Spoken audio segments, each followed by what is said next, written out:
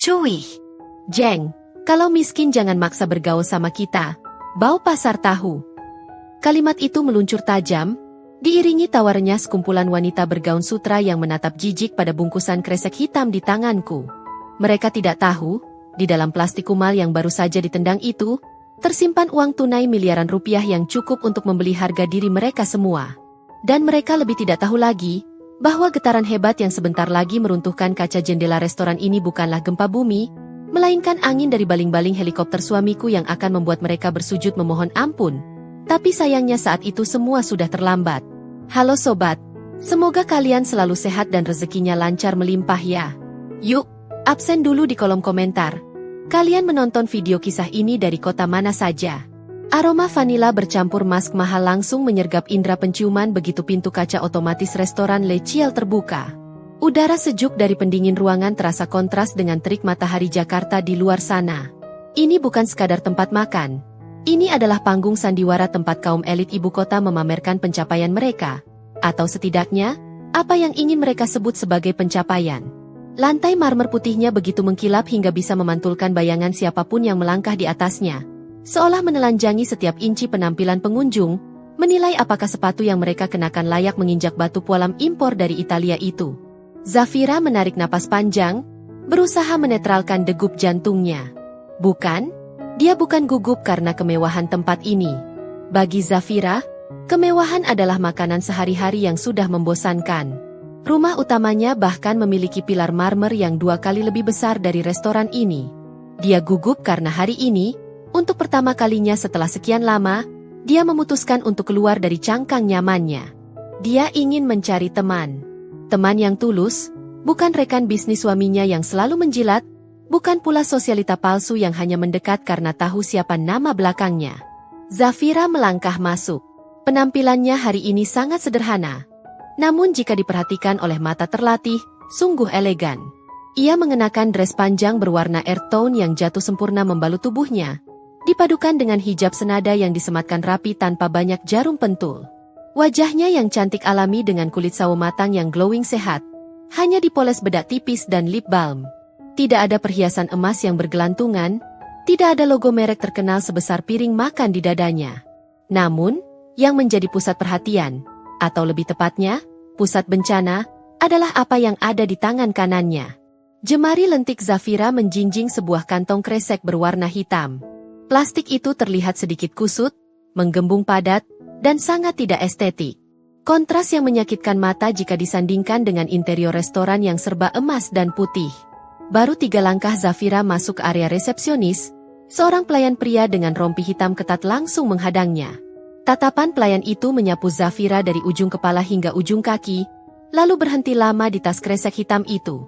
Bibirnya melengkung sinis, seolah Zafira adalah noda kotoran yang harus segera dibersihkan. Maaf, Mbak. Suara pelayan itu terdengar sopan tapi nadanya dingin menusuk. Pintu pengantaran barang ada di belakang, dekat tempat sampah. Jangan lewat lobi utama, tamu VIP kami bisa terganggu melihat bungkusan seperti itu. Zafira tertegun sejenak. Dia mengerjap, mencoba mencerna ucapan itu. Pengantaran barang? Tanyanya pelan. Mas, saya bukan kurir. Saya tamu. Saya ada janji di meja Fiona. Mendengar nama Fiona disebut, alis pelayan itu terangkat tinggi, seolah tak percaya. Ibu Fiona? Ketua komunitas Sosialite Glam? Anda yakin tidak salah alamat? Atau mungkin Anda asisten rumah tangganya yang mau mengantar baju ganti? Zafira tersenyum tipis, menahan rasa geli sekaligus miris di hatinya. Betapa cepat manusia menilai manusia lain hanya dari bungkus luarnya.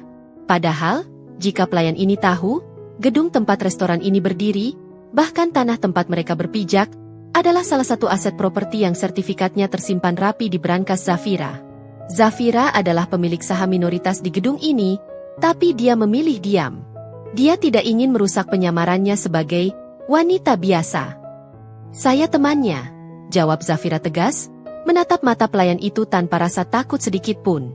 Ada aura wibawa yang memancar dari sorot mata teduhnya, membuat pelayan itu sedikit goyah. Bisa tolong minggir? Teman-teman saya sudah menunggu. Tanpa menunggu izin, Zafira melangkah melewati pelayan yang masih termangu itu. Sepatu datarnya tidak menimbulkan bunyi ketukan keras seperti heels para wanita lain, membuat langkahnya senyap seperti hantu. Ia berjalan menyusuri lorong antar meja. Beberapa pengunjung yang sedang menyantap stik menoleh, dahi mereka berkerut saat melihat kresek hitam yang berayun di tangan Zafira. Bisik-bisik mulai terdengar seperti dengungan lebah. Itu siapa? Kok bawa sampah ke dalam? Kurir nyasar kali, Jeng. Ih, manajemen restorannya gimana sih? Zafira menulikan telinganya. Matanya tertuju ke tengah ruangan, tempat sebuah meja panjang dikelilingi oleh wanita-wanita dengan dandanan paling mencolok. Di sana, duduk di kursi paling tengah layaknya seorang ratu, adalah Fiona. Fiona tampak sedang tertawa lepas, memamerkan deretan gigi putih hasil veneer mahalnya. Gaun merah menyala yang dikenakannya sangat ketat, memperlihatkan lekuk tubuh, dengan belahan dada rendah yang sengaja dipamerkan. Tangan kirinya memegang gelas wine, sementara tangan kanannya sibuk mengelus tas kulit buaya berwarna oranye terang yang diletakkan di atas meja seolah benda itu adalah bayi yang suci. Zafira mendekat. Jantungnya berdegup makin kencang. Di dalam kresek hitam yang ia bawa, tumpukan uang tunai pecahan Rp100.000 tersusun padat.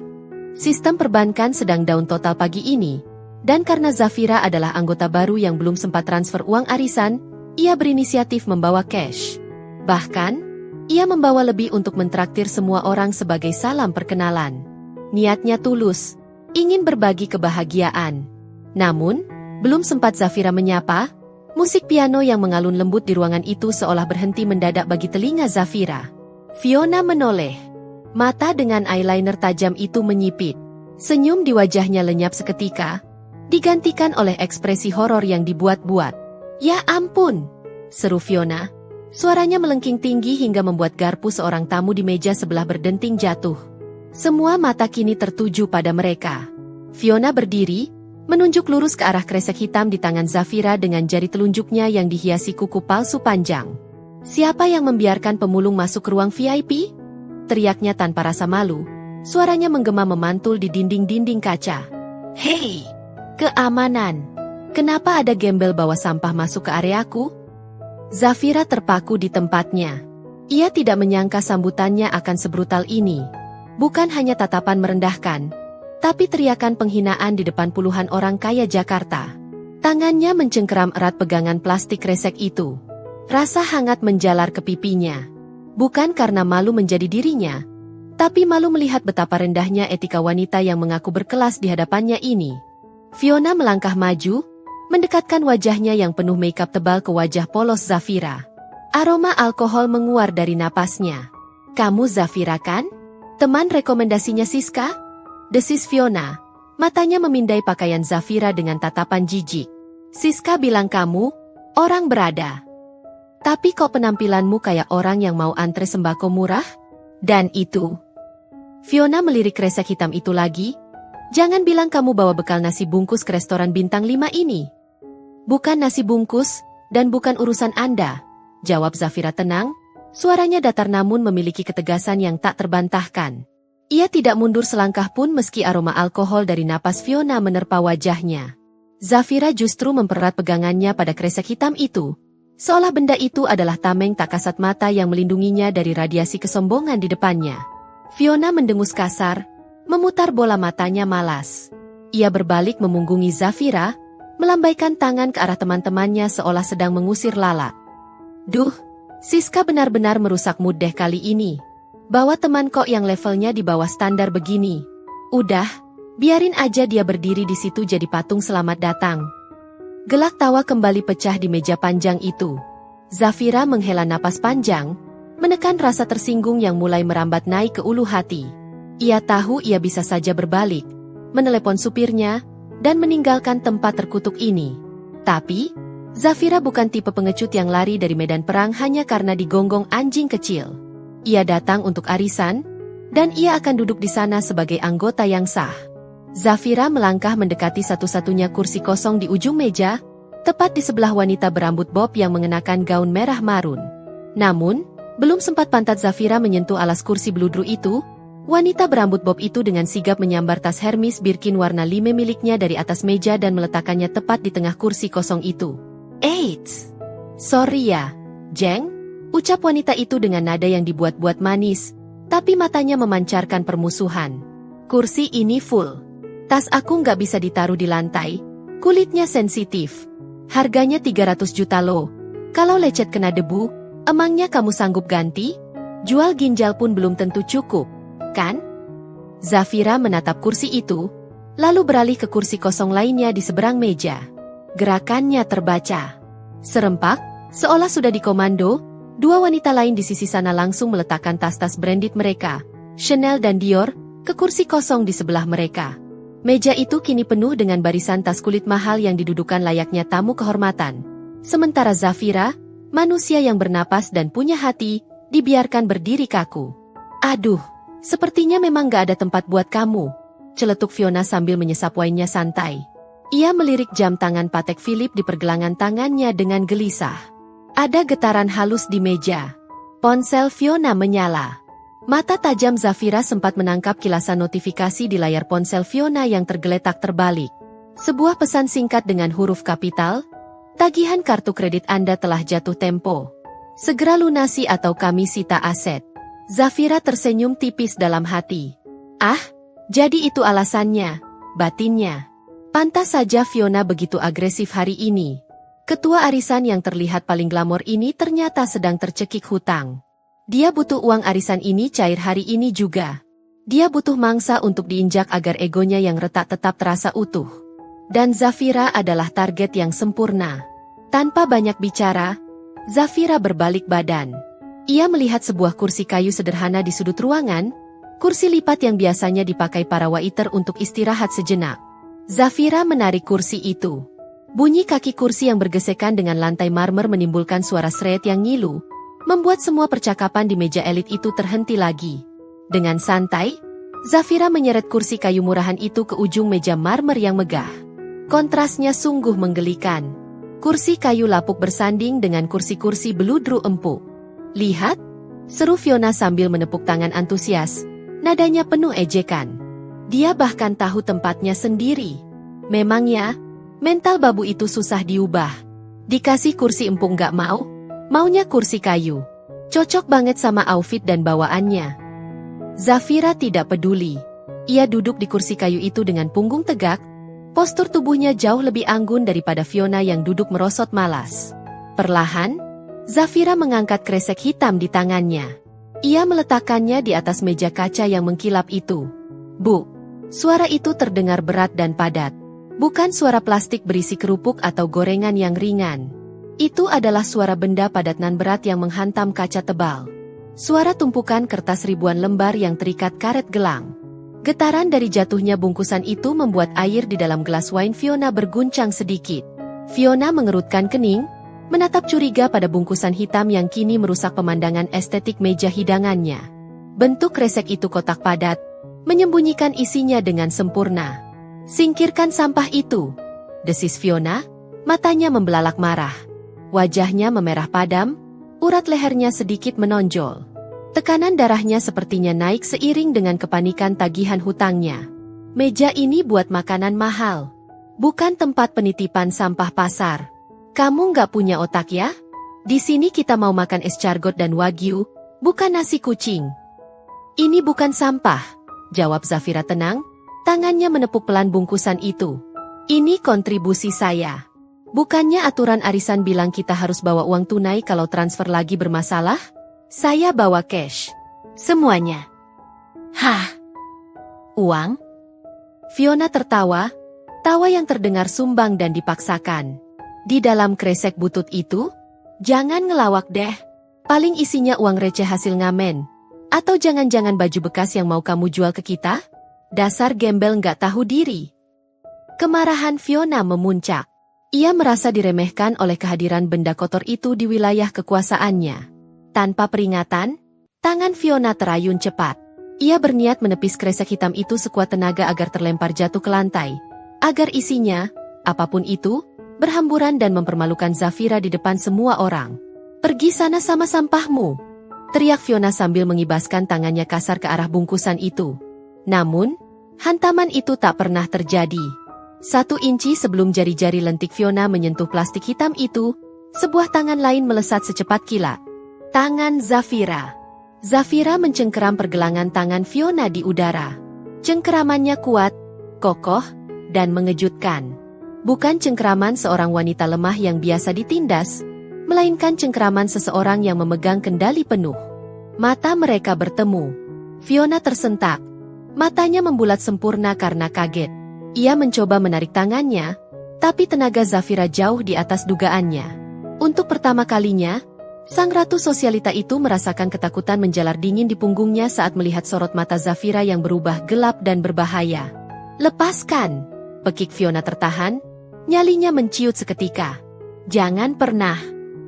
Bisik Zafira pelan, namun suaranya terdengar jelas di keheningan meja itu. "Menyentuh barang milik saya dengan tangan kotormu itu." Zafira melepaskan cengkeramannya dengan hentakan pelan namun tegas. Fiona terhuyung mundur selangkah. Tangannya refleks memegangi pergelangan tangan kanannya yang kini memerah, tercetak jelas bekas jari-jari Zafira di sana. Napas Fiona memburu. Matanya berkilat antara kaget dan dendam yang membara. Ia menoleh ke kiri dan kanan, mencari dukungan dari teman-temannya yang kini menatap dengan mulut setengah terbuka. "Kasar banget sih," seru Fiona melengking, berusaha membalikan keadaan agar terlihat sebagai korban. Ia mengusap pergelangan tangannya seolah baru saja dipatahkan. "Kalian lihat kan? Dia main fisik. Dasar preman pasar. Siska pasti gila merekomendasikan orang barbar kayak gini masuk circle kita." Zafira tidak menjawab. Ia hanya menarik kembali tangannya, meletakkannya dengan tenang di atas pangkuan, lalu merapikan lipatan rok gamisnya yang sedikit kusut. Wajahnya kembali datar, seolah insiden barusan tidak pernah terjadi. Ketenangan Zafira justru membuat Fiona semakin terlihat seperti orang kebakaran jenggot yang histeris sendirian. "Sudah, Fiona. Duduk dulu, Beip," ujar wanita berambut bob yang tadi menaruh tas di kursi, mencoba menengahi karena pelayan mulai datang membawa nampan appetizer. Malu dilihat orang meja sebelah. "Yuk, kita mulai kocokannya. Jangan sampai energi negatif ngerusak aura berlian kita." Fiona mendengus kasar, mengibaskan rambutnya yang disasak tinggi, lalu menghempaskan pantatnya kembali ke kursi. Matanya masih menatap tajam ke arah Zafira, seolah ingin melubangi kepala wanita berhijab itu dengan tatapannya. Ritual arisan pun dimulai. Namun, sebelum kocokan nama keluar, ada satu ritual tak tertulis yang wajib dilakukan di komunitas sosialite glam ini. Sesi pameran, atau yang lebih sering mereka sebut dengan istilah halus, sharing kebahagiaan. Wanita di ujung kiri, yang mengenakan blazer kuning kenari, memulai duluan. Dengan gerakan teatrikal, ia mengeluarkan sebuah kunci mobil dengan logo kuda jingkrak, Ferrari, dan membantingnya pelan di atas meja kaca. Kelontang. Bunyi besi beradu dengan kaca itu terdengar nyaring. "Aduh, girls, aku pusing banget deh," keluhnya dengan nada manja yang dibuat-buat. Ferrari Portofino yang baru dibeliin papi minggu lalu ternyata bagasinya sempit banget. "Masa nggak muat buat naruh shopping bag belanjaan bulananku? Terpaksa deh besok minta tukar sama G-Wagon aja. Ribet banget jadi orang kaya." Seruan kekaguman palsu langsung membahana. "Ya ampun, sore latte," sahut yang lain. "Memang mobil sport itu cuma buat gaya. Jeng, nggak fungsional." Giliran wanita di sebelahnya. Ia mengangkat tangan kanannya tinggi-tinggi, membiarkan cahaya lampu kristal chandelier di langit-langit restoran menimpa jari manisnya. Sebuah cincin berlian dengan mata sebesar biji jagung berkilauan menyakitkan mata. "Kalau aku sih lagi sebel sama jeweler langgananku di Antwerp," katanya sambil memutar-mutar cincin itu. "Aku minta Clarity VVS1, dikasihnya yang FL alias flawless. Harganya jadi bengkak 300 juta. Tapi ya udahlah, suami bilang angkut aja daripada ribut. Cuma 300 juta ini." Fiona, yang tak mau kalah pamor meski kartu kreditnya sedang megap-megap, segera mengambil tas Hermes Kelly warna electric blue yang ada di pangkuannya. Ia meletakkannya di tengah meja dengan sangat hati-hati, seolah tas itu terbuat dari kaca tipis. Tidak ada yang tahu, kecuali Tuhan dan Zafira yang memiliki insting tajam, bahwa tas itu hanyalah barang sewaan dari butik Prelovet yang harus dikembalikan besok sore. "Kalian masih main mobil sama berlian kecil?" cibir Fiona sombong. Ia menepuk tas kulit itu pelan. "Ini limited edition. Cuma ada 5 di Asia. Tahu nggak susahnya dapetin ini? Aku harus terbang ke Paris, lobi manajer butiknya, dan nunggu antrean 2 tahun. Harganya? Cukuplah buat beli harga diri orang-orang yang gak selevel sama kita. Semua mata tertuju kagum pada tas itu. Fiona tersenyum puas. Ia merasa di atas angin lagi. Rasa percaya dirinya yang tadi sempat retak karena cengkeraman Zafira, kini tertambal kembali oleh pujian-pujian kosong teman-temannya.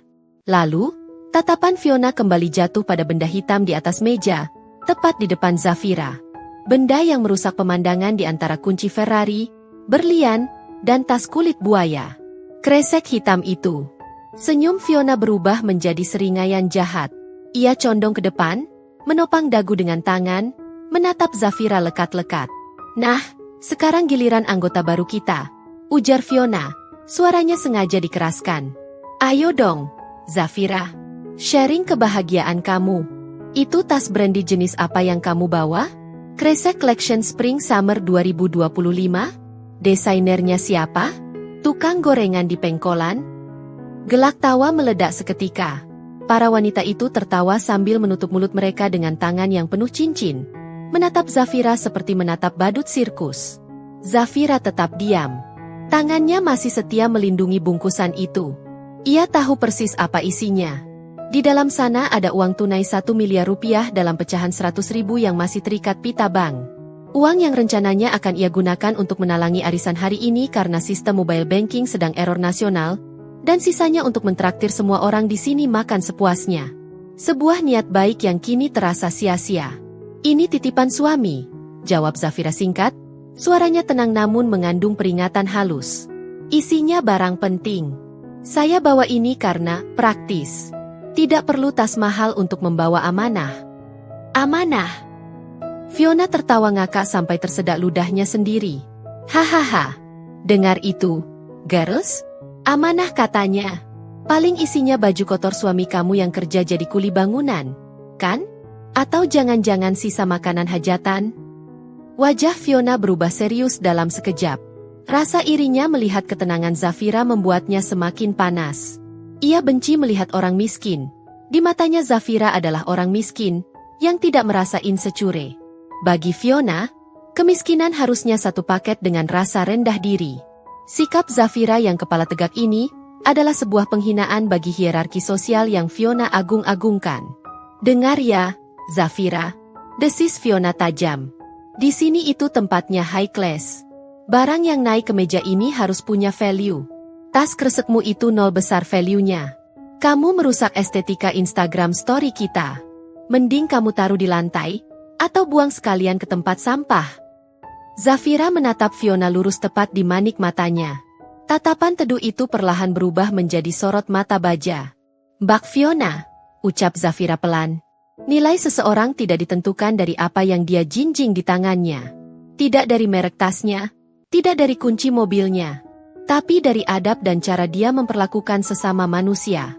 Tas kresek ini mungkin terlihat murah di mata Mbak. Tapi setidaknya dia tidak pernah merendahkan orang lain seperti mulut pemilik tas mahal di depan saya ini. Hening. Kalimat itu menampar Fiona lebih keras daripada tamparan fisik.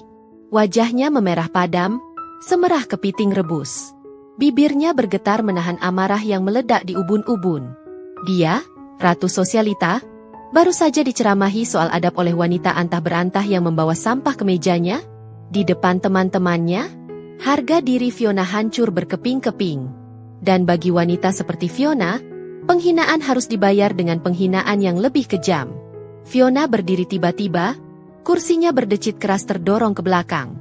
Tangan kanannya menyambar gelas red wine berkaki tinggi milik temannya yang masih penuh. Cairan merah pekat berguncang di dalam gelas kristal itu. Kamu bicara soal adab. Fiona menyeringai mengerikan, matanya berkilat gila. Biar kuajari kamu adab sopan santun pada senior.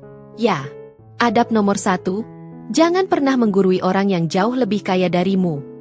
Tanpa aba-aba, tangan Fiona terayun.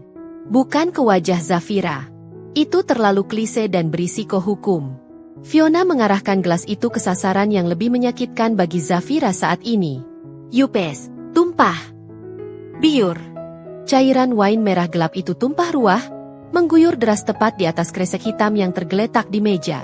Cairan lengket dan berbau alkohol itu membasahi permukaan plastik, menggenang di meja kaca, dan perlahan mencari celah, merembes masuk ke dalam sobekan kecil di simpul ikatan plastik itu. Zafira terbelalak horor. Bukan karena uangnya.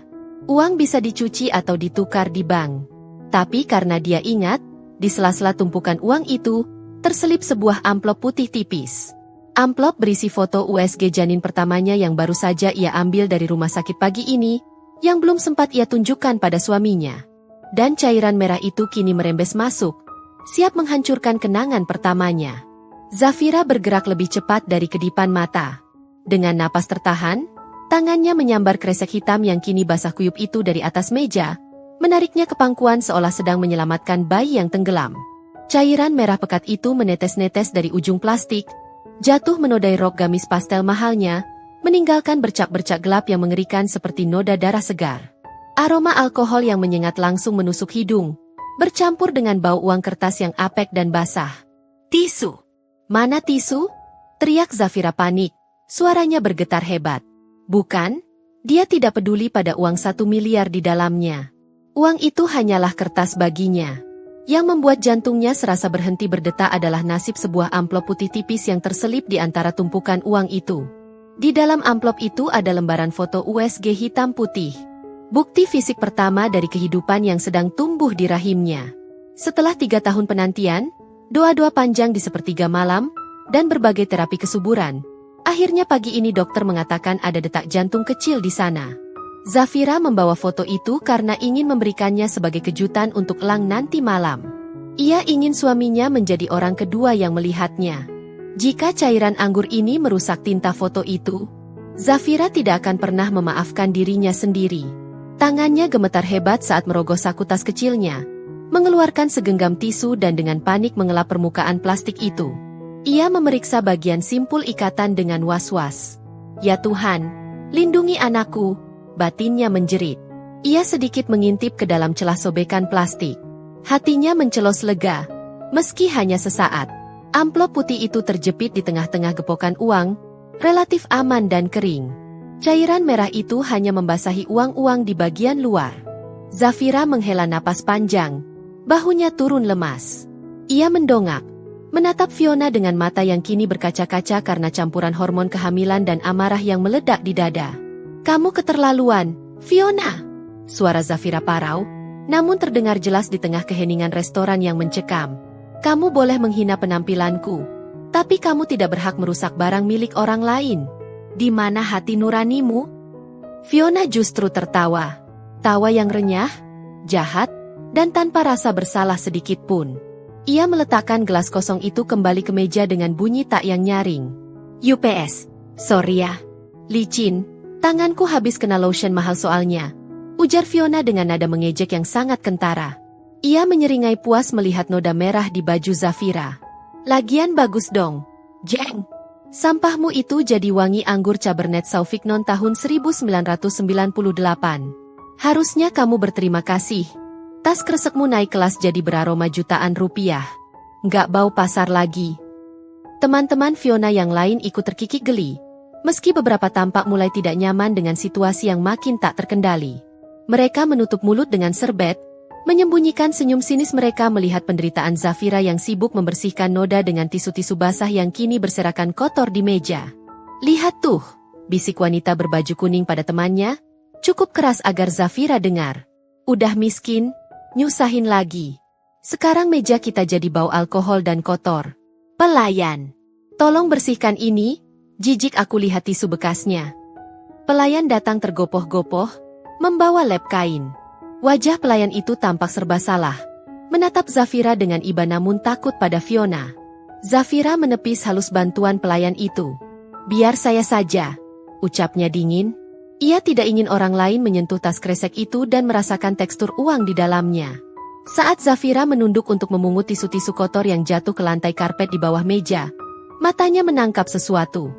Tepat di samping kaki kursi Fiona, ada selembar kertas yang tergeletak. Kertas itu sepertinya terjatuh dari saku blazer atau dompet Fiona saat wanita itu berdiri dan melakukan gerakan menyiram tadi.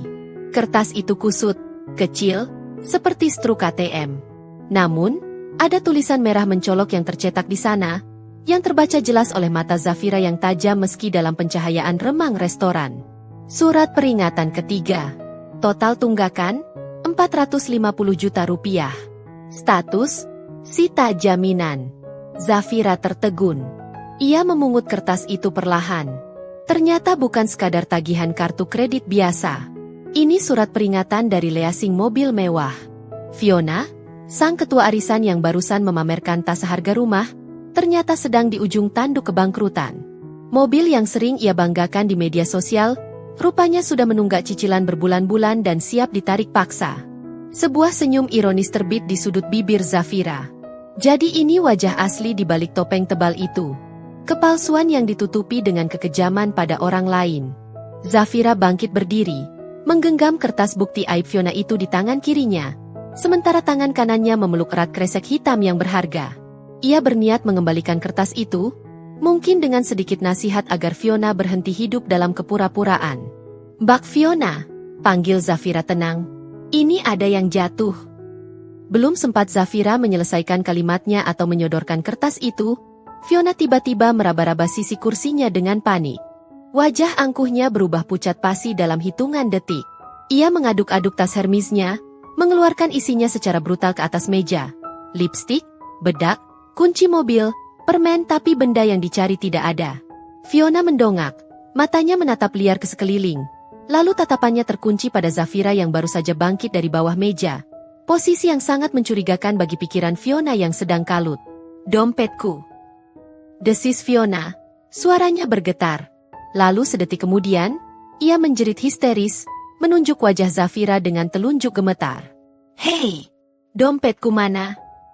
Jangan-jangan kamu ambil saat aku berdiri tadi ya?" Suasana restoran yang tadinya mulai tenang kembali pecah. Semua kepala menoleh. Zafira terperanjat, mundur selangkah. "Apa? Saya tidak mengambil apa-apa." "Bohong." Fiona merangsek maju, menyudutkan Zafira ke pinggir jendela kaca. "Tadi kamu nunduk-nunduk di bawah meja. Ngapain kalau bukan nyopet?" "Dompetku ada di kursi ini tadi. Pasti kamu ambil pas aku lagi nyiram air. Dasar maling. Udah miskin, kriminal pula." Fiona menyambar lengan Zafira kasar, mencengkeram kain gamisnya. Mata wanita itu berkilat penuh kemenangan yang mengerikan. Dia menemukan kambing hitam.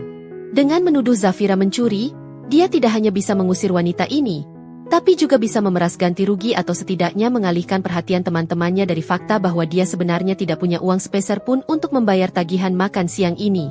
"Balikin gak?" bentak Fiona di depan wajah Zafira.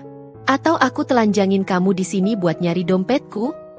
Lepaskan tangan kotor Anda dari baju saya." Zafira menghentakkan tubuhnya sekuat tenaga, melepaskan cengkeraman Fiona yang meremas kain gamis bahunya hingga kusut. Napas Zafira memburu, matanya nyalang menatap wanita di hadapannya yang kini sudah kehilangan akal sehat. Kertas bukti tunggakan hutang Fiona yang tadi dipungutnya diremas kuat dalam kepalan tangan kiri Zafira. Sebuah kartu as yang belum sempat ia mainkan karena situasi berubah menjadi anarki terlalu cepat. "Security! Security! Tolong! Ada maling di sini!" Fiona berteriak histeris. Suaranya melengking memecahkan gendang telinga, mengalahkan alunan musik jazz yang elegan. Ia berakting sempurna layaknya korban di sinetron, bahkan memasukkan air mata yang mulai menggenang di sudut matanya yang dilapisi eyeliner tebal. "Dia mencuri dompet Louis Vuitton saya. Di dalamnya ada uang cash 50 juta dan kartu-kartu penting. Tangkap dia sebelum kabur." Derap langkah kaki berat terdengar mendekat. Dua orang petugas keamanan berbadan tegap dengan setelan safari hitam berlari masuk ke ruang VIP. Wajah mereka garang, siap menerkam siapa saja yang ditunjuk oleh pelanggan VIP mereka. "Ada apa ini, Bu Fiona?" tanya salah satu satpam, napasnya sedikit terengah. Matanya langsung tertuju pada Zafira yang berdiri terpojok di dekat jendela kaca, memeluk tas kresek hitam yang basah dan bernoda merah anggur. Di mata satpam itu, Zafira, dengan pakaian sederhana dan tas kresek kumal, memang terlihat seperti profil pencuri yang salah masuk ke sarang orang kaya. "Dia!" Fiona menunjuk wajah Zafira dengan telunjuk yang gemetar dramatis. "Wanita gembel ini mengambil dompet saya saat saya lengah. Geledah dia sekarang. Periksa baju-bajunya, periksa tas sampah yang dia bawa itu. Dompet saya pasti disembunyikan di situ." Zafira mundur selangkah hingga punggungnya menabrak dinginnya kaca jendela. Ia menatap kedua satpam itu dengan sorot mata tajam, memancarkan aura otoritas yang biasanya hanya dimiliki oleh para CEO di ruang rapat direksi. "Jangan berani-berani menyentuh saya," ucap Zafira, suaranya rendah namun penuh penekanan. "Kalian tidak punya hak hukum untuk menggeledah tubuh atau barang pribadi saya tanpa surat perintah polisi. Itu pelanggaran privasi dan pelecehan." Salah satu satpam itu ragu. Ia melihat sesuatu di mata Zafira. Bukan ketakutan seorang pencuri yang tertangkap basah, melainkan keberanian seseorang yang tahu posisinya benar. "Maaf, Bu. Tapi prosedur kami jika ada laporan kehilangan." "Prosedur kalian tidak di atas hukum," potong Zafira tegas. "Cek CCTV. Kenapa kalian tidak cek CCTV dulu sebelum menuduh tamu?" Fiona menyela cepat. Panik jika satpam mulai berpikir rasional. Ia tahu betul dompetnya tidak dicuri. Dompet itu ada di dalam tas tote bag besar milik Siska, teman di sebelahnya, yang sudah ia titipkan diam-diam di bawah meja tadi saat semua orang sibuk melihat pameran cincin berlian. Rencananya sederhana. Buat keributan, tuduh Zafira, batalkan arisan hari ini karena suasana tidak kondusif, dan dia bisa pulang membawa uang arisan orang lain tanpa harus membayar iurannya sendiri. Plus, dia bisa mempermalukan Zafira. Sekali dayung, 2-3 pulau terlampaui. "Pak, jangan dengerin omongan penipu ini," bentak Fiona, wajahnya merah padam. "CCTV di sudut ini kan lagi rusak dari kemarin. Bapak lupa? Saya ini member platinum di sini. Saya yang bayar gaji kalian lewat service charge yang saya kasih tiap makan. Kalau dompet saya nggak ketemu sekarang juga, saya pastikan besok kalian berdua dipecat dan jadi gelandangan seperti dia." Ancaman itu ampuh. Ketakutan akan kehilangan pekerjaan membuat logika kedua satpam itu tumpul seketika. Bagi mereka, perintah orang kaya yang berisik lebih menakutkan daripada pasal hukum yang abstrak. "Maaf, Mbak. Tolong kooperatif. Serahkan tas plastiknya," ujar satpam yang berbadan paling besar, melangkah maju mengikis jarak. Tangannya yang besar dan kasar terulur hendak meraih paksa kresek di pelukan Zafira. "Tidak." Zafira memeluk kresek itu makin erat ke dadanya. Jantungnya berdegup kencang bukan karena takut uangnya hilang, tapi karena takut foto USG di dalamnya rusak jika terjadi tarik-menarik kasar. "Kalian tidak mengerti. Ini barang pribadi." "Alah, banyak drama." Fiona maju, mendorong bahu satpam itu agar lebih agresif. "Rebut aja, Pak, paling isinya cuma sampah atau barang curian lain." Satpam itu kehilangan kesabaran. Ia mencengkeram lengan Zafira dengan kasar, sementara tangan lainnya menarik ujung kresek hitam yang licin karena basah oleh anggur. "Lepaskan," jerit Zafira, merasakan perih di lengannya. "Berikan," bentak satpam itu. Terjadilah tarik-menarik yang tidak seimbang. Zafira, seorang wanita hamil muda, melawan tenaga dua pria dewasa dan intimidasi mental dari sekumpulan sosialita. Ia bertahan sekuat tenaga, kakinya menahan beban tubuh agar tidak terseret. Tapi hukum fisika tidak bisa dilawan. Plastik kresek itu hanyalah lembaran polimer tipis yang sudah basah dan rapuh. Krek! Suara sobekan plastik terdengar nyaring dan menyedihkan. Bagian bawah tas kresek itu tidak kuat menahan beban isinya saat ditarik paksa. Plastik itu menyerah, robek memanjang dari tengah hingga ke bawah. Waktu seolah melambat. Isi tas kresek itu tidak berhamburan ke lantai karena Zafira dengan sigap menangkap bagian bawahnya dengan tangan kiri, menahannya di perut. Namun, sobekan besar itu telah menganga lebar, mempertontonkan jeroan dari bungkusan yang sejak tadi dihina sebagai sampah. Tidak ada baju bekas, tidak ada nasi bungkus, tidak ada dompet Louis Vuitton milik Fiona. Yang terlihat menyembul keluar dari robekan plastik hitam itu adalah warna merah. Merah yang sangat spesifik. Merah yang dikenal dan dipuja oleh semua orang di ruangan itu. Tumpukan gepokan uang kertas Rp100.000. Bukan 1 atau 2 lembar, melainkan puluhan ikat tebal yang tersusun rapi, padat, dan masif. Karet gelang pengikatnya terlihat jelas menahan ketebalan tumpukan uang yang masih berbau tinta bank segar, meski bagian luarnya sedikit basah terkena anggur. Suasana restoran mendadak hening total. Senyap. Bahkan musik piano di latar belakang seolah lenyap ditelan kebisuan massal. Mata Fiona hampir keluar dari rongganya. Mulutnya menganga lebar, Tangannya yang tadi menunjuk-nunjuk kini membeku di udara. Satpam yang menarik tas itu pun mundur selangkah, kaget melihat jumlah uang tunai yang mungkin setara dengan gaji mereka 10 tahun bekerja. Teman-teman arisan Fiona berdiri dari kursi mereka, leher mereka memanjang penasaran. Jumlah uang itu jelas bukan jutaan. Itu ratusan juta, tidak. Itu miliaran. Zafira menunduk, melihat uang-uangnya yang terekspos. Ia bersyukur amplop foto USG-nya aman terjepit di tengah. Perlahan, ia mengangkat wajahnya, menatap Fiona dengan tatapan dingin yang menusuk tulang. "Puas?" tanya Zafira lirih. Fiona mengerjap, otaknya berusaha memproses anomali ini. Gembel, kresek sampah, miliaran rupiah. 3 hal yang tidak masuk akal jika digabungkan. Egonya menolak menerima kenyataan bahwa wanita yang ia hina lebih kaya darinya. Otaknya yang panik dan dengki segera mencari rasionalisasi paling jahat untuk menyelamatkan muka. Fiona tertawa. Tawa yang sumbang, histeris, dan terdengar gila. Wah, wah, wah. Fiona menggeleng-gelengkan kepalanya, mundur perlahan dengan ekspresi jijik yang dibuat-buat. Pantas saja kamu gak mau diperiksa. Ternyata kejahatanmu lebih besar daripada sekadar nyopet dompet. Fiona menatap satpam dan berteriak lantang, memastikan seluruh restoran mendengar fitnah terbarunya. Itu uang palsu. Lihat itu. Mana ada orang normal bawa uang cash segitu banyak pakai kresek sampah kalau bukan pengedar uang palsu? Dia pasti sindikat kriminal pencetak uang palsu yang lagi mau transaksi di sini. Pak Satpam, tangkap dia sekarang. Ini kasus berat. Panggil polisi, kita penjarakan penipu ini seumur hidup. Uang palsu? Gumam seorang wanita parubaya di meja sebelah, matanya membelalak ngeri sambil menarik tas Chanel-nya menjauh. Seolah tumpukan uang di pelukan Zafira itu adalah bom waktu yang siap meledak. Kata-kata Fiona bagaikan bensin yang disiramkan ke api unggun. Isu kriminalitas di tempat sesteril dan seeksklusif ini memicu kepanikan kolektif yang irasional.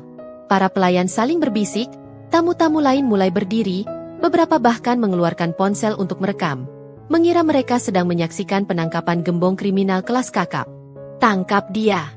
Jangan sampai kabur!" teriak Fiona lagi, suaranya penuh kemenangan yang memuakkan.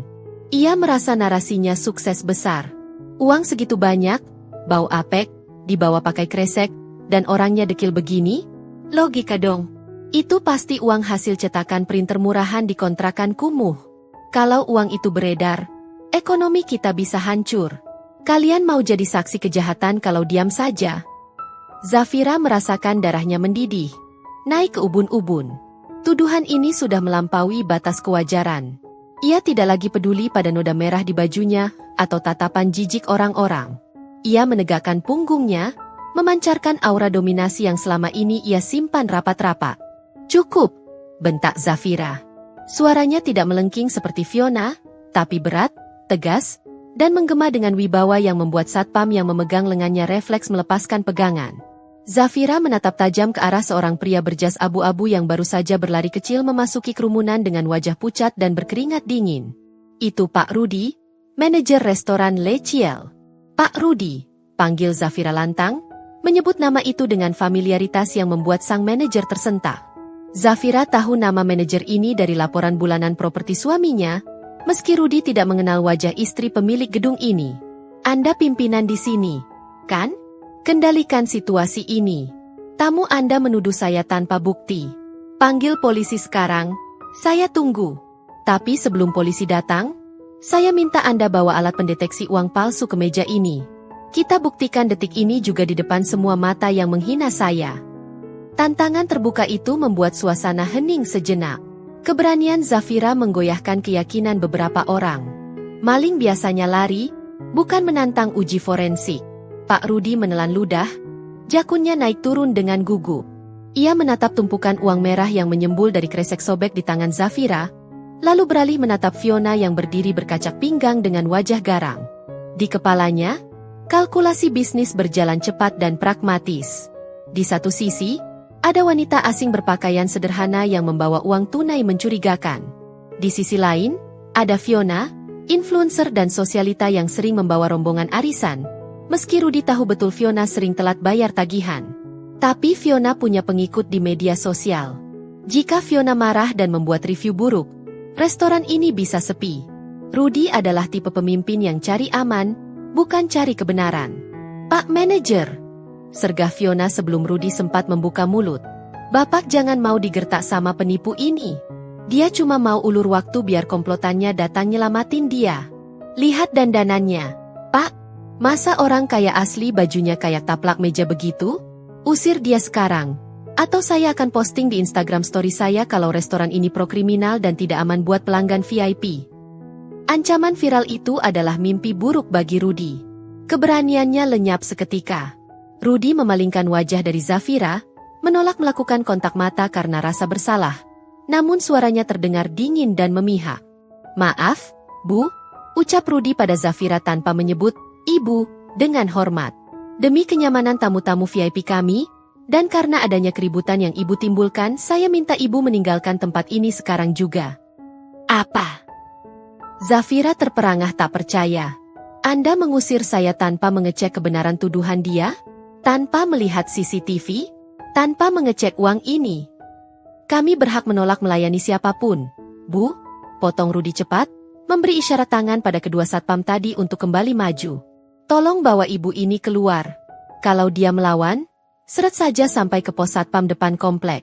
Jangan sampai merusak selera makan Ibu Fiona dan teman-temannya. Kemenangan mutlak terpancar di wajah Fiona. Ia tersenyum lebar, senyum iblis yang merasa dirinya tak tersentuh hukum maupun karma. Dengar itu, gembel? Manajer aja jijik lihat kamu. Security, seret dia. Kalau perlu lempar dia ke tempat sampah di belakang, biar kumpul sama teman-teman lalatnya. Kedua satpam itu kembali mencengkeram lengan Zafira, kali ini lebih kasar. Mereka tidak mau ambil risiko dipecat manajer. Zafira meronta, kakinya menahan lantai, tapi tenaga dua pria besar itu terlalu kuat. Ia mulai terseret mundur. Rasa sakit fisik di lengannya tak sebanding dengan rasa sakit di hatinya melihat ketidakadilan yang telanjang di depan mata. Lepaskan. Saya bisa jalan sendiri, seru Zafira. Namun suaranya tenggelam oleh tawa mengejek dari meja arisan. Tunggu, teriak Fiona tiba-tiba. Satpam berhenti menyeret. Fiona berjalan mendekat, mengambil sebuah teko kaca pitcher berisi air es dan potongan lemon yang ada di meja pelayan. Embun dingin menetes dari dinding luar teko itu. Dia belum sadar sepenuhnya. Pak, ujar Fiona sambil menimang-nimang teko berat itu. Matanya berkilat sadis. Kayaknya dia butuh mandi, biar sadar kalau ini dunia nyata, bukan mimpi di mana Upik Abu bisa jadi putri. Biar saya bantu bersihkan otaknya yang kotor itu. Zafira menatap ngeri pada teko air es itu. Fiona benar-benar berniat menyiramnya dengan satu teko penuh air dingin di depan umum, sebagai salam perpisahan yang menghancurkan sisa harga dirinya. Jangan lakukan itu, Fiona, desis Zafira, suaranya rendah dan berbahaya. Kamu akan menyesali ini seumur hidupmu. Oh ya? Siapa yang mau bikin aku menyesal? Kamu? Atau suami hayalanmu? Fiona tertawa, mengangkat teko itu tinggi-tinggi di atas kepala Zafira. Air di dalamnya berguncang, siap tumpah. Rasakan ini, penipu. Fiona mulai memiringkan teko itu. Air dingin mulai mencapai bibir teko, siap meluncur jatuh membasahi kepala dan hijab Zafira. Namun, air itu tidak pernah jatuh. Tepat di detik yang sama, sebuah suara aneh terdengar. Awalnya pelan, seperti dengungan lebah raksasa di kejauhan. Lalu dalam hitungan detik, suara itu berubah menjadi gemuruh yang mengerikan. Du, du, du. Lantai restoran mulai bergetar. Gelas-gelas kristal di atas meja berdenting satu sama lain, menciptakan orkestra kekacauan. Tring, tring, tring. Sendok dan garpu bergeser sendiri. Lampu gantung chandelier raksasa di langit-langit berayun liar ke kiri dan kanan, membuat bayangan di ruangan itu bergerak seperti ombak. Gempa. Gempa bumi? Teriak salah satu sosialita histeris, langsung berlari ke bawah meja. Fiona kehilangan keseimbangan. Getaran lantai yang tiba-tiba itu membuatnya terhuyung. Teko air di tangannya terlepas, jatuh membentur lantai marmer. Prah! Pecahan kaca dan air es berhamburan mengenai kaki Fiona sendiri, membuatnya menjerit kaget. Tapi itu bukan gempa. Zafira merasakan getaran itu berbeda. Getaran ini ritmis. Beri Rama. Dan datang dari atas, dari luar jendela kaca raksasa yang menghadap ke halaman parkir VIP. Suara itu semakin keras, memekakan telinga, seperti suara mesin perang yang mendekat. Angin kencang tiba-tiba menderu di luar kaca, begitu kuat hingga pohon-pohon palem hias di taman restoran melengkung hampir patah. Daun-daun kering, debu, dan sampah plastik beterbangan di luar sana, berputar-putar menciptakan badai mini. "Apa itu?" teriak Pak Rudi. Wajahnya pucat pasi melihat kaca jendela restoran yang bergetar hebat seolah akan pecah berkeping-keping. Semua mata tertuju keluar jendela. Langit siang yang cerah tiba-tiba meredup, tertutup oleh bayangan hitam raksasa yang turun perlahan dari angkasa. Di tengah badai angin buatan itu, sebuah benda logam hitam mengkilap turun dengan gagah, menantang gravitasi. Baling-balingnya memotong udara dengan suara yang mengintimidasi setiap jantung yang mendengarnya. Itu bukan burung. Itu bukan pesawat. Itu adalah sebuah helikopter Eurocopter IC-135 berwarna hitam matte dengan garis emas di bodi sampingnya. Inisial, Z, tercetak besar dengan tinta emas berkilauan, menyilaukan mata siapapun yang melihatnya. Helikopter itu melayang turun. Rodanya perlahan menyentuh aspal pelataran parkir VIP. Tepat, benar-benar tepat, di depan hidung Fiona yang terhalang kaca. Angin dari baling-baling helikopter itu begitu kuat, hingga pintu kaca otomatis restoran terbuka paksa. Wus! Angin masuk mengacak-acak taplak meja, menerbangkan tisu, dan merusak tatanan rambut sasak tinggi Fiona menjadi sarang burung dalam sekejap. Di tengah kekacauan itu, Zafira tersenyum tipis. Ia merapikan hijabnya yang sedikit tertiup angin. "Akhirnya," bisik Zafira pelan, "jemputanku datang." Angin itu bukan sekadar angin. Itu adalah badai lokal yang diciptakan oleh mesin seharga ratusan miliar rupiah. Wus! Pintu kaca otomatis restoran yang sensornya dipaksa menyerah oleh tekanan udara, kini terbuka lebar-lebar, macet dalam posisi menganga. Angin kencang menerobos masuk tanpa ampun, menyapu ruangan VIP yang tadinya sejuk dan beraroma lavender menjadi arena bencana. Taplak meja putih berbahan linen terangkat, beterbangan seperti hantu-hantu yang marah, menampar wajah-wajah para sosialita yang kini menjerit histeris. "Arg! Rambutku! Rambutku!" jerit wanita yang memakai wig pirang, tangannya sibuk menahan rambut palsunya agar tidak lepas landas mengikuti arah angin. Vas bunga kristal di tengah meja terguling, menumpahkan air dan bunga mawar ke atas piring-piring stik yang belum disentuh. Tisu-tisu berputar-putar di udara seperti konfeti perayaan yang salah tempat. Debu jalanan dan daun kering dari luar ikut masuk, menempel pada makeup tebal yang mulai luntur karena keringat dingin kepanikan. Zafira berdiri di sana, di titik pusat kekacauan, namun anehnya, dia adalah satu-satunya objek yang tampak tak tergoyahkan. Gamisnya berkibar dramatis mengikuti arah angin, ujung hijabnya melambai-lambai menutupi sebagian wajahnya, namun kakinya menapak kokoh. Kedua satpam yang tadi mencengkeramnya sudah melepaskan pegangan mereka sejak detik pertama helikopter itu terlihat. Mereka mundur ketakutan, tangan mereka refleks melindungi mata dari debu, melupakan tugas mereka untuk menyeret si pencuri. Di luar sana, monster besi itu telah mendarat sempurna. Suara bising mesin turbin perlahan menurun. Dari raungan memekakan telinga menjadi desingan tinggi yang menyayat hati. Nyiing, tanda baling-baling utama mulai melambat putarannya, meski masih menciptakan hembusan angin yang cukup untuk menumbangkan orang dewasa. Itu adalah Eurocopter IC-145 Mercedes-Benz Style. Sebuah mahakarya aviasi yang lebih mirip limousine terbang daripada alat transportasi biasa. Bodinya yang hitam matte menyerap cahaya matahari, membuatnya tampak seperti predator yang sedang beristirahat. Kaca jendelanya gelap pekat, bulletproof, menyembunyikan siapa sosok agung yang ada di dalamnya. Namun, ada satu detail yang membuat Pak Rudi, sang manajer restoran, merasa lututnya lemas ketika hingga ia harus berpegangan pada pinggiran meja kasir. Di bagian ekor helikopter, serta di pintu samping kabin penumpang, terlukis sebuah logo dengan cat emas asli 24 karat. Logo yang sangat spesifik. Dua huruf yang saling membelit dengan artistik di atas gambar sayap elang yang terentang, Z. Dunia bisnis properti dan aviasi tahu betul logo itu. Itu adalah lambang supremasi dari Dewangga Group, konglomerasi raksasa yang menguasai setengah jalur penerbangan komersial di negeri ini. Huruf E untuk Elang Dewangga, sang CEO muda yang jenius dan kejam dalam bernegosiasi. Tapi huruf Z Tidak ada yang tahu pasti apa arti huruf Z itu. Gosip di majalah bisnis bilang itu inisial proyek rahasia, atau mungkin nama sandi aset triliunan barunya. Gila. Desis salah satu teman Fiona, matanya tak berkedip menatap mesin pembunuh kesunyian itu. Itu helikopter pribadi, Jeng. Siapa yang mendarat di sini? Presiden?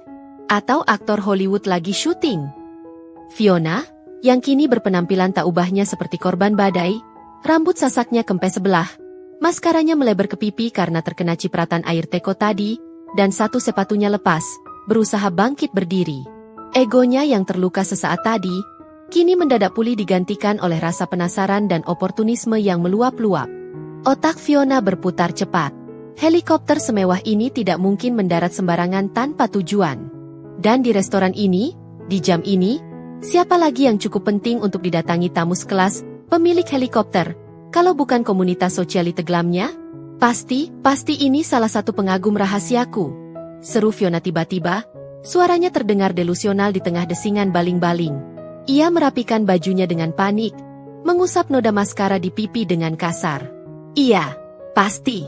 Kemarin aku sempat live Instagram bilang kalau aku lagi bosan sama mobil sport. Pasti ada sugar daddy misterius yang mau kasih kejutan jemput aku pakai helikopter. Teman-temannya saling berpandangan ragu. Tapi harapan untuk ikut, terciprat, kemewahan membuat mereka memilih diam dan ikut merapikan diri.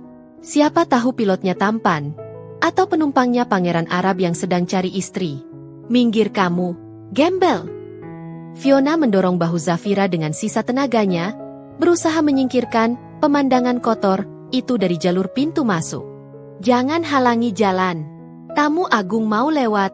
Kamu ngerusak pemandangan aja berdiri di situ. Zafira terdorong sedikit, tapi ia tidak melawan. Ia justru tersenyum. Senyum yang sangat manis. Namun di matanya tersimpan badai yang jauh lebih mengerikan daripada angin helikopter itu. Zafira melirik jam tangan sederhananya. Tepat waktu, batinnya. Pintu samping helikopter itu perlahan terbuka dengan gerakan hidrolik yang mulus. Cik! Sebuah tangga otomatis turun menyentuh aspal. Suasana restoran menahan napas. Semua mata terpaku pada lubang pintu gelap itu, menanti siapa dewa yang akan turun dari langit. Yang pertama turun adalah dua orang pengawal berbadan raksasa. Mereka mengenakan setelan jas hitam taktikal, kacamata hitam, dan AirPods di telinga. Gerakan mereka taktis dan cepat. Salah satu pengawal langsung berdiri di samping tangga, sementara yang lain menyapu pandangan ke sekeliling area parkir dengan waspada, memastikan parameter aman.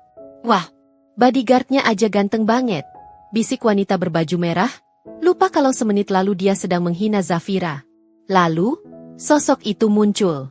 Seorang pria, tinggi, tegap, dengan postur tubuh atletis yang sempurna dibalut setelan jas navy bespoke, jahitan tangan penjahit Italia yang pas melekat di tubuhnya. Kemeja putihnya yang kaku dan bersih terlihat kontras dengan kulitnya yang tan eksotis. Ia mengenakan kacamata hitam model aviator yang menyembunyikan sorot matanya.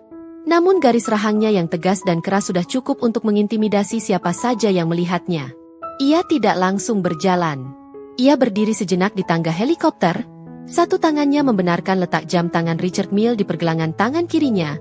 Lalu ia mendongak menatap papan nama restoran Le Ciel. Ada aura ketidakpuasan di wajahnya. Seolah tempat ini terlalu kecil untuk menampung kehadirannya. Fiona memicingkan mata, berusaha melihat menembus debu dan silau matahari. Jantungnya berdegup kencang. Ia merasa familiar dengan sosok itu. Ia sering melihat wajah itu di sampul majalah Forbes Indonesia atau di berita bisnis CNBC. Pria itu melangkah turun. Kakinya yang berbalut sepatu kulit loafer mengkilap menyentuh tanah. Angin menerbangkan jasnya sedikit, memperlihatkan sabuk kulit bermerek yang harganya mungkin bisa membeli satu mobil low cost. Saat pria itu membuka kacamata hitamnya dan menyisir rambutnya ke belakang dengan jari, Fiona ternganga lebar. Rahangnya jatuh seakan engselnya lepas.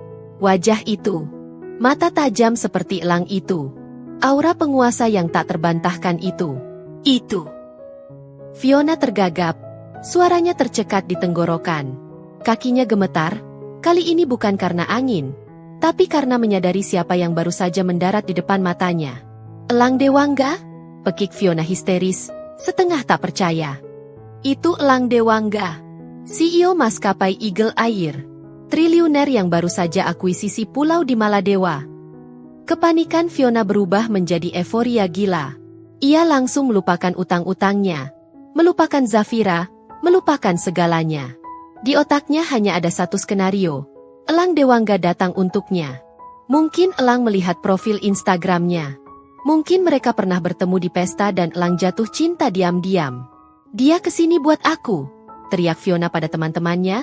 Lalu dengan percaya diri yang overdosis, ia berlari kecil menuju pintu kaca yang terbuka, siap menyambut sang pangeran. Sementara itu, di pojok ruangan, Zafira masih berdiri memeluk kresek hitamnya yang robek. Ia melihat suaminya berjalan mendekat dengan wajah dingin yang biasa ia sebut wajah mode kerja. Zafira menunduk sedikit, menyembunyikan senyum gelinya. Sayang, kamu selalu saja berlebihan, batin Zafira. Jemput istri kok bawa satu peleton dan bikin angin ribut begini. Elang berjalan cepat menuju pintu masuk restoran.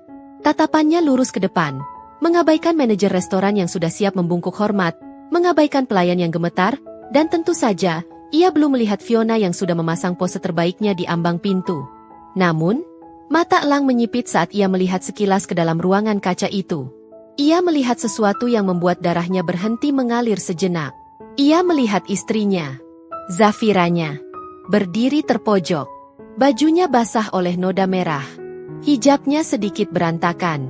Dan di tangannya ada kresek sampah yang robek. Wajah Zafira tampak lelah dan terluka.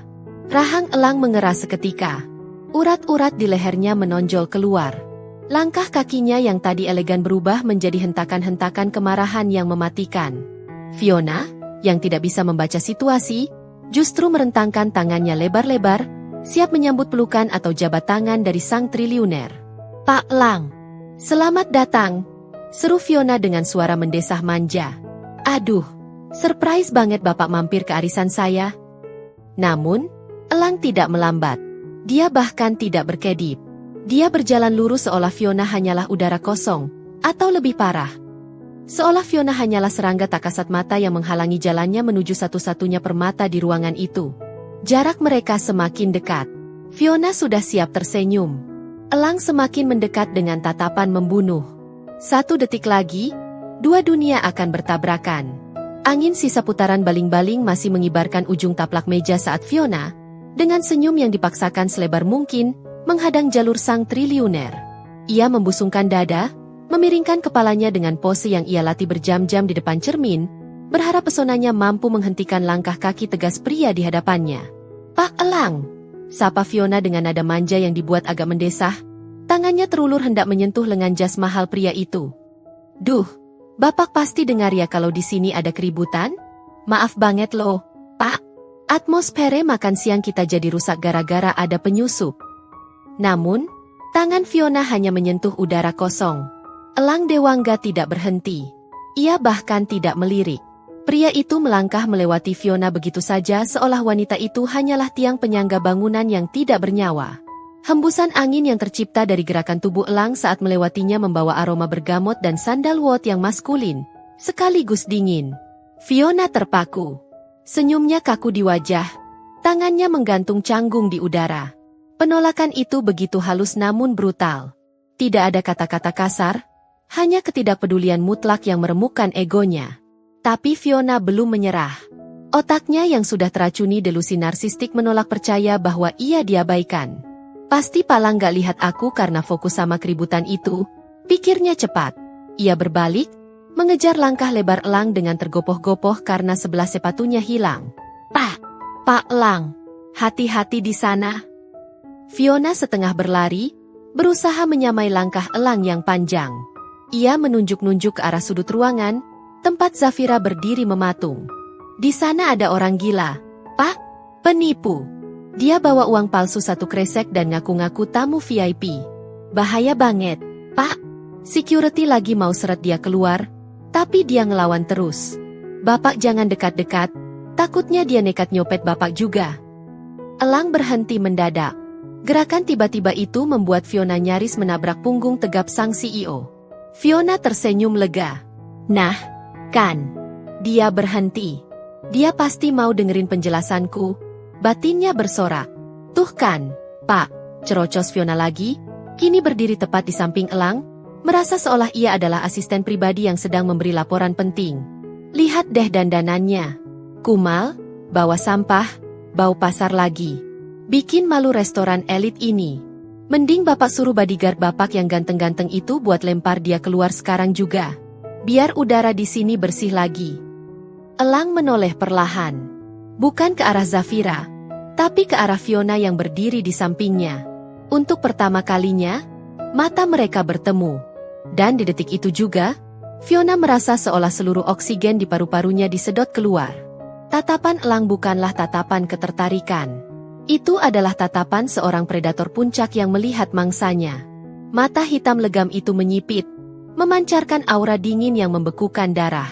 Rahang Elang mengeras, urat di pelipisnya berdenyut. Tidak ada satu kata pun yang keluar dari mulutnya. Tapi tatapan itu berteriak lantang, berani sekali kau bernapas di dekatku. Lutut Fiona gemetar hebat. Nyalinya ciut seketika menjadi debu. Kalimat selanjutnya yang sudah ia siapkan tercekat di tenggorokan, mati sebelum sempat diucapkan. Tanpa membuang waktu sedetik pun untuk bicara pada makhluk pengganggu itu, Elang membuang muka. Ia kembali melangkahkan kakinya. Kali ini lebih cepat, lebih mendesak. Suara langkah sepatu kulit berluti milik Elang menggema di lantai marmer yang sunyi. Tak, tak, tak. Setiap ketukan terdengar seperti hitungan mundur menuju kiamat bagi siapapun yang telah membuat masalah di ruangan itu. Pak Rudy, sang manajer, sudah membungkuk 90 derajat di dekat meja kasir, keringat dingin membasahi punggungnya. Selamat siang, Pak Lang. Cicitnya pelan. Elang tidak menjawab. Matanya terkunci pada satu titik. Pada sosok wanita berhijab pastel yang berdiri bersandar di kaca jendela, memeluk erat bungkusan hitam yang robek. Zafira menatap suaminya mendekat. Ada rasa lega yang luar biasa. Namun juga rasa malu karena Elang harus melihatnya dalam kondisi kalah seperti ini.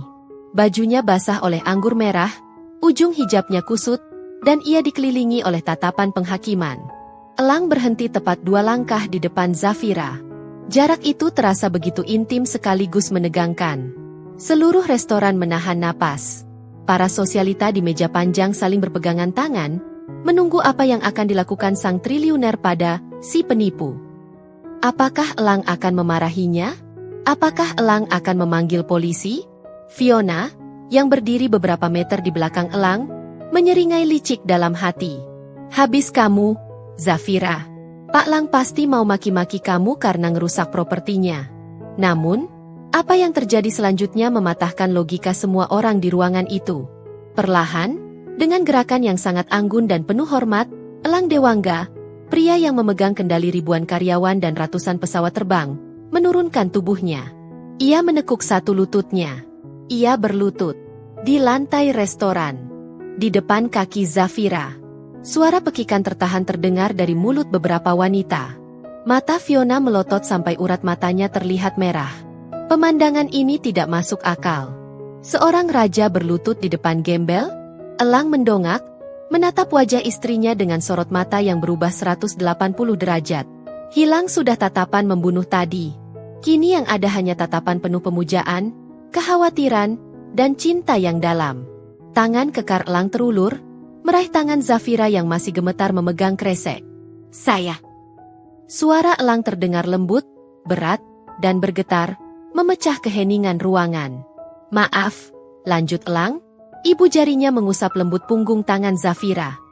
Maaf aku terlambat 5 menit. Tadi air traffic control menahan izin mendaratku sebentar. Zafira menghela napas panjang. Bahunya yang tegang akhirnya rileks. Kamu bikin heboh, Mas. Malu dilihat orang, bisik Zafira, matanya berkaca-kaca. Elang tidak peduli. Matanya turun, melihat noda merah pekat yang mengotori gamis bagian perut istrinya. Rahangnya kembali mengeras sejenak, kilatan amarah melintas di matanya, sebelum ia kembali menatap wajah Zafira. Siapa yang melakukan ini? Tanya Elang pelan, namun nadanya seperti pisau yang diasah tajam. Siapa yang berani mengotori baju istriku? Zafira menggeleng pelan, memberi isyarat agar Elang tidak mengamuk sekarang. Nanti saja. Aku mau pulang. Di sini panas. Banyak orang yang kegerahan pamer harta. Elang mengangguk mengerti. Ia mengambil alih bungkusan kresek hitam yang robek dan basah itu dari tangan Zafira. Ia sama sekali tidak jijik. Ia memegang kresek, sampah, itu dengan tangan kirinya seolah sedang memegang tas emas. Sementara tangan kanannya merogoh saku jas. Elang mengeluarkan sapu tangan sutra putih bersih. Lalu dengan telaten ia membersihkan sisa noda anggur di jari-jari tangan Zafira. Pemandangan itu begitu kontras dan menyentuh hati. Pria paling berkuasa di ruangan itu sedang melayani wanita yang barusan dihina sebagai pencuri. "Ayo kita pergi," ucap Elang sambil berdiri. Kini tubuh tingginya menjulang melindungi Zafira. Ia melingkarkan lengannya yang kokoh di bahu istrinya, merengkuhnya posesif. Pilot sudah siapkan rute langsung ke Bandara Halim. Jet pribadi kita Gulfstream G650 sudah standby di landasan pacu. Jadwal penerbangan ke Paris Fashion Week sudah aku majukan sore ini juga, khusus supaya kamu bisa belanja baju baru di Champs-Élysées besok pagi. Suara Elang cukup keras.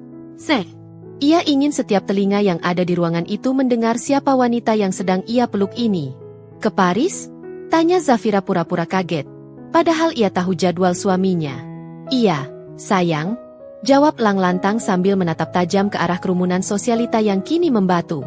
"Kamu kan butuh lingkungan yang lebih selevel.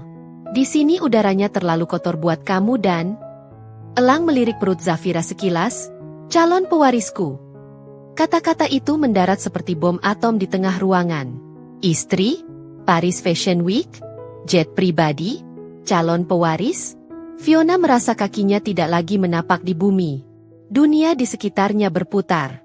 Wajahnya yang tadi merah karena marah, kini berubah pucat seputih kertas. Bibirnya bergetar hebat. Mencoba membentuk kata-kata tapi lidahnya keluh. Otaknya error, tidak mampu memproses fakta bahwa wanita yang baru saja ia siram dengan air anggur, yang ia tuduh maling, dan ia panggil gembel, adalah istri sah dari Elang Dewangga. Nyonya besar Dewangga Group.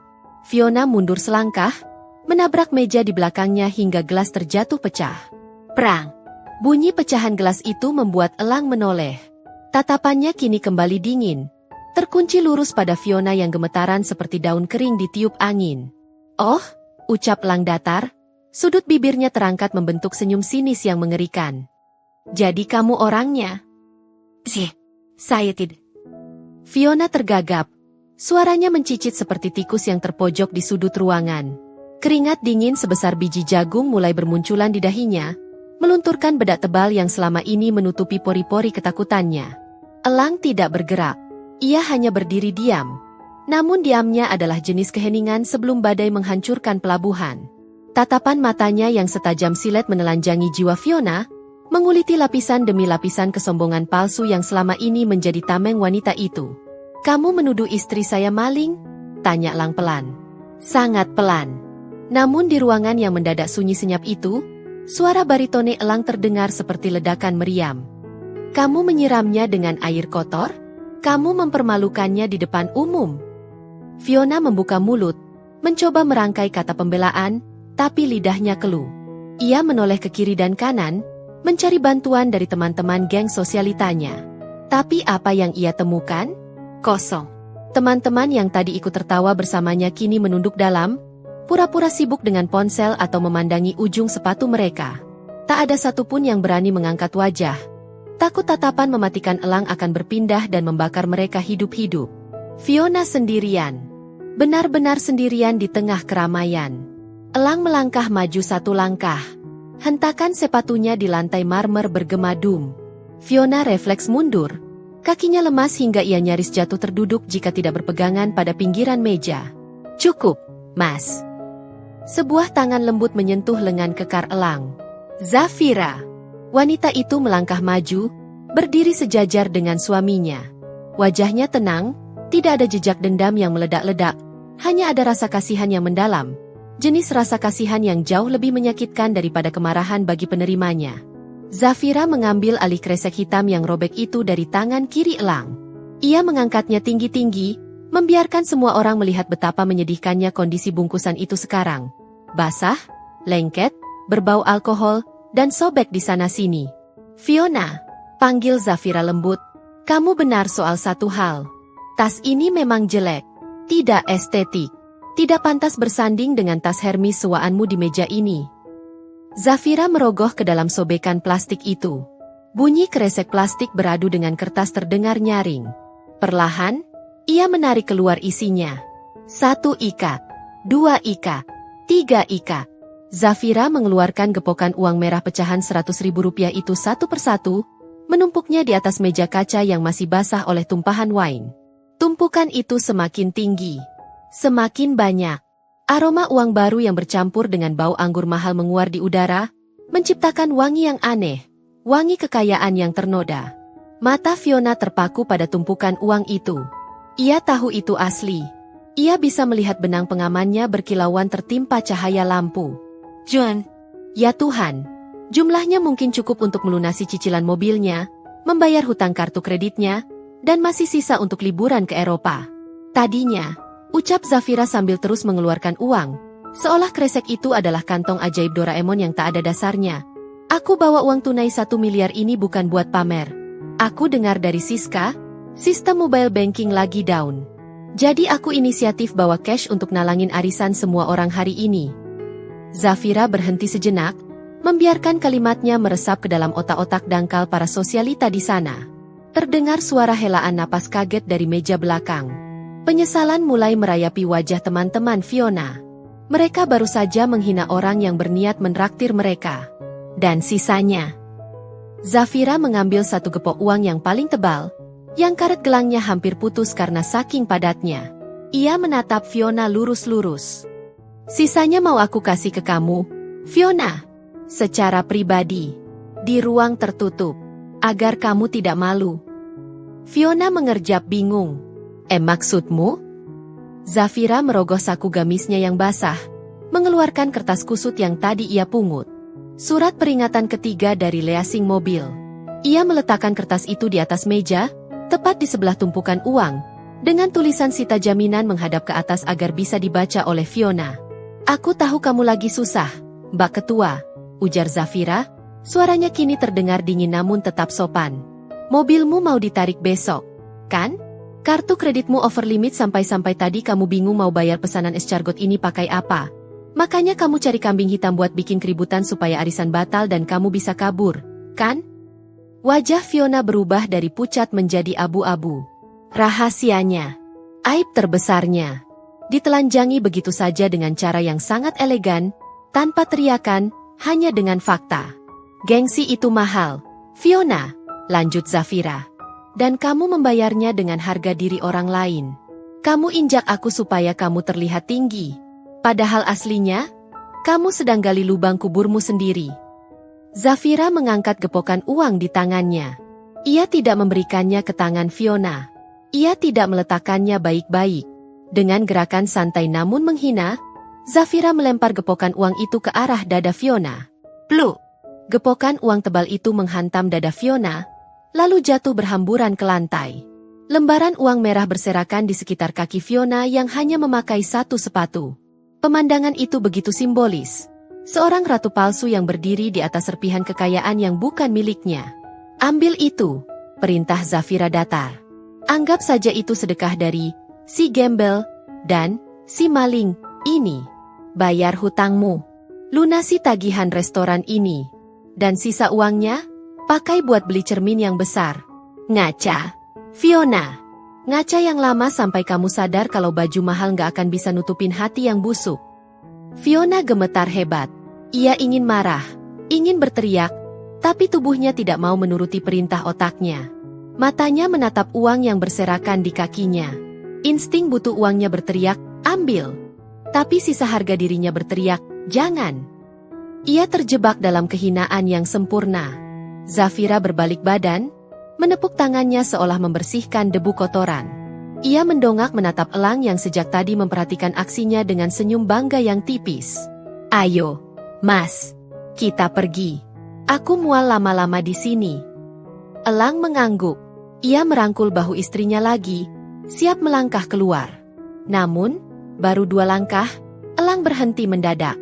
Ia tidak menoleh ke belakang, tapi ia menoleh ke samping, tepat ke arah meja kasir di mana Pak Rudi, sang manajer restoran, masih membungkuk ketakutan seperti patung lilin yang mau meleleh.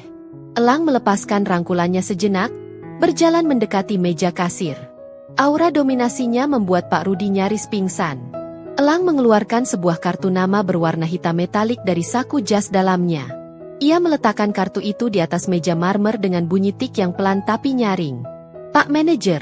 Suara Elang rendah, berat, dan mengandung ancaman yang membuat bulu kuduk semua orang berdiri. "Siapa nama pemilik gedung ini?" "Pak Hartono, kan?" Benar, Pak Lang." "Benar," jawab Rudi terbata-bata.